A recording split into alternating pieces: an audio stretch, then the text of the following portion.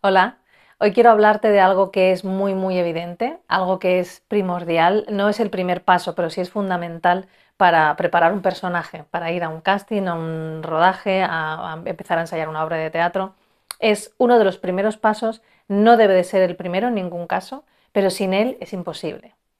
Y es tan evidente que lo dejamos de lado, no lo trabajamos todo lo profundo que se puede, no le damos la importancia que realmente tiene.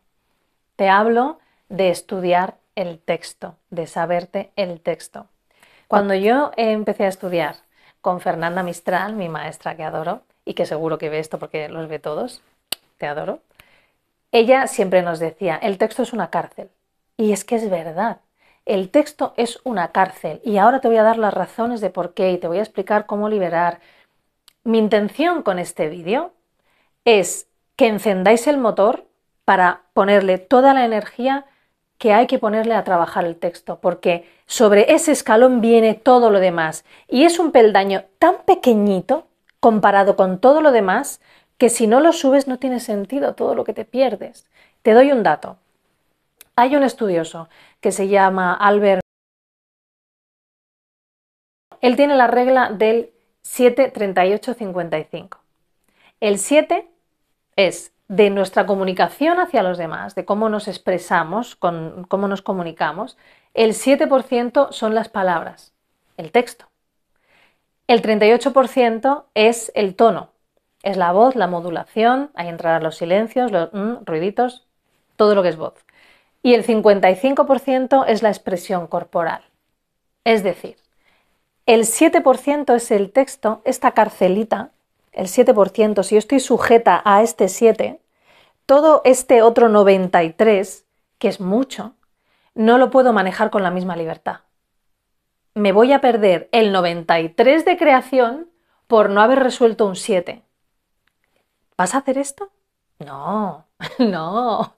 Vas a coger este 7%, lo vas a analizar bien, lo desgranas, entiendes los objetivos del personaje, de dónde viene, cuáles son sus expectativas, qué desea del otro, todo este mundo, esta apropiación, realizas todo esto y luego te lo aprendes de tal manera que hagas lo que hagas, tú puedes seguir diciendo el texto.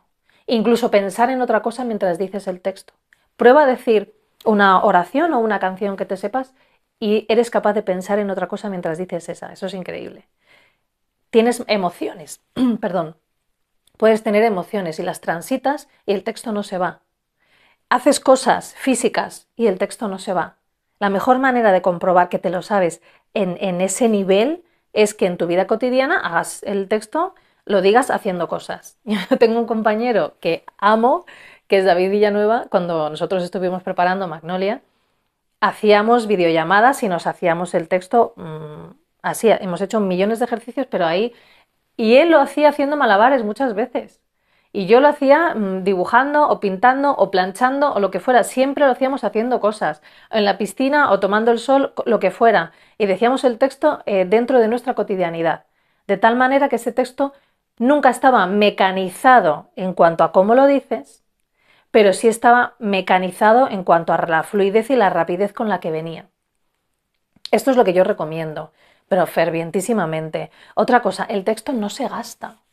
No se gasta, las palabras no se gastan, eso no es verdad. Lo que se gasta es la mecanización. Cuando consigues llegar a un sitio y pretendes llegar siempre a ese mismo sitio, ese sitio se gasta. Cada vez hay que procurar volver a partir del motor, de lo que te anima y te hace decirle eso al otro.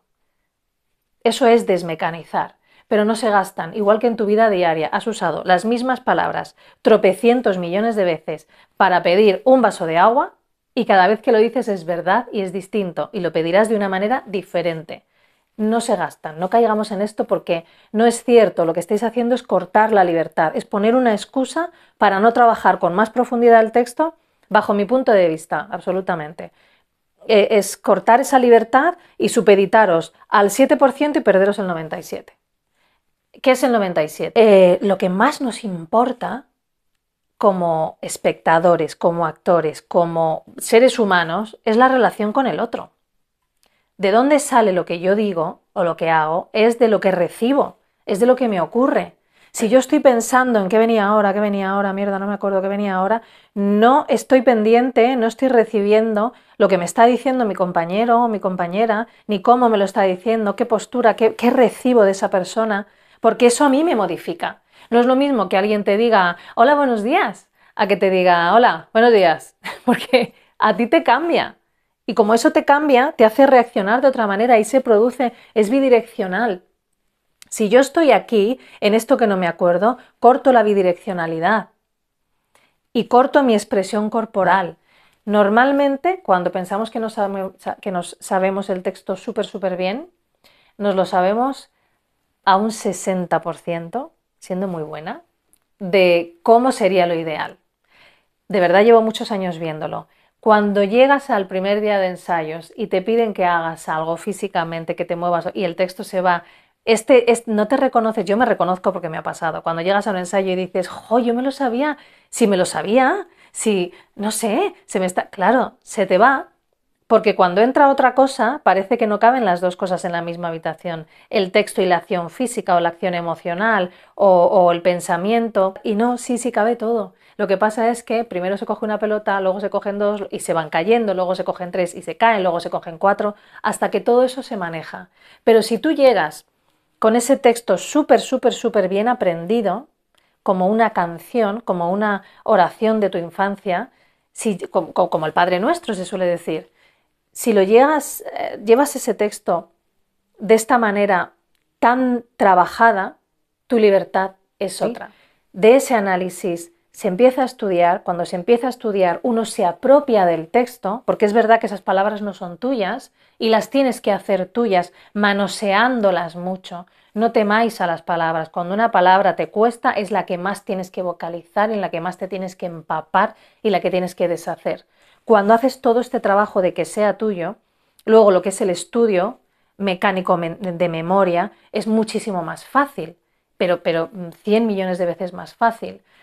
Cuando ya tienes esto aprendido y mecanizado y llegas al ensayo y te proponen que hagas un movimiento o que la emoción parece que la quieren llevar por aquí, tú vas a tener disponibilidad, lo vas a hacer y no se te van a caer tanto las pelotas. Es verdad que los ensayos están para ir afianzando, pero si tú llegas al número 1 con todo súper aprendido, vas a volar más alto, vas a llegar más lejos, vas a construir un personaje con una impronta verdaderamente tuya y por lo tanto ese personaje va a ser auténtico, irrepetible. Se me agolpan la cantidad de cosas que quiero deciros. Cuando hay una propuesta, hay un casting, lo he contado alguna vez, y no se trabaja lo suficientemente, las versiones de Julieta son churros. Julieta 1, Julieta 2, Julieta 3 son la misma Julieta. Cuando esa actriz tiene eso trabajado de verdad, tanto el análisis como la apropiación, como sobre todo saber el texto, los silencios los hace cuando se lo pide el cuerpo de verdad, las emociones vienen solas, las transita, el corporalmente cómo lo expresa, es con su sello, puede experimentar si es una mujer que expresa un poco más a lo chiquitito o si es una mujer que es grande, porque el texto no la tiene encarcelada. Por eso cada función, cada vez que se trabaja, cada vez que se actúa es diferente, porque si estás verdaderamente abierta y disponible a lo que ocurre, cada vez es diferente. Y no tienes que tratar de volver al mismo lugar. Cuando vas a un casting, que ahí no tienes esto que decíamos, ¿no? De ir ensayando, ir afianzando, ir buscando, estás en manos de director. No, querida, tú llegas a un casting y es tu propuesta. Y si tú el texto no te lo sabes lo suficientemente bien, hay algo de ti que en el fondo lo sabe, los nervios se multiplican y las posibilidades se reducen porque estás sujeta a un texto. Pero si tú te lo has trabajado verdaderamente, el texto y todo lo demás, cuando llegas al casting lo único que tienes es ganas de enseñar tu propuesta.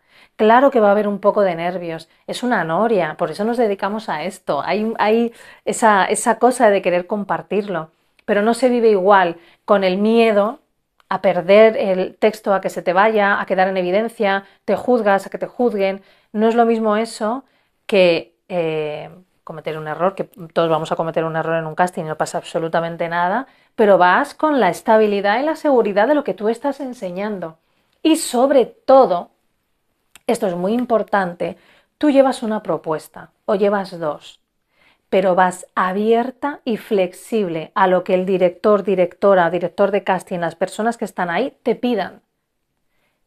Si estás cerrada a cómo lo has trabajado y lo has mecanizado, porque el texto te lo sabes, además con las cadencias, en el momento en el que te lo sabes y con las acciones en ese momento, porque ya has sujetado una cosa con la otra, cuando llegues al casting y te pidan que hagas algo diferente, no vas a ser capaz y vas a repetir tu propia propuesta.